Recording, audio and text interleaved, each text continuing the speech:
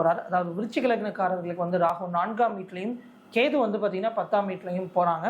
So இந்த வாட்டி விருச்சிக லக்னக்காரர்களுக்கு வந்து பார்த்தீங்க அப்படின்னா வீட்டுக்கு வெளியில் நன்றாக இருக்கும், வீட்டுக்குள்ளே மன நிம்மதியே இருக்காது.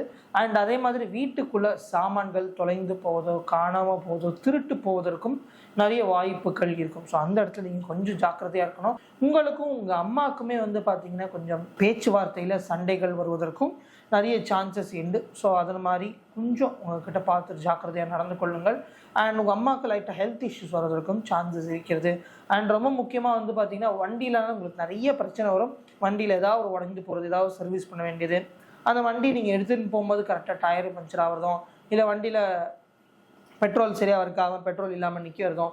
ஸோ அந்த மாதிரி ஒவ்வொரு வாட்டியும் வண்டி எடுக்கும்போதும் உங்களுக்கு ஏதோ ஒரு பிரச்சனை, ஏன்டா இந்த வண்டி எடுக்கிறோம் அப்படின்ற மாதிரியும் உங்களுக்கான ஒரு சூழ்நிலை வரும். அண்ட் வீட்டுக்குள்ளார நிறைய பிரச்சனைகள் ஏற்படும்.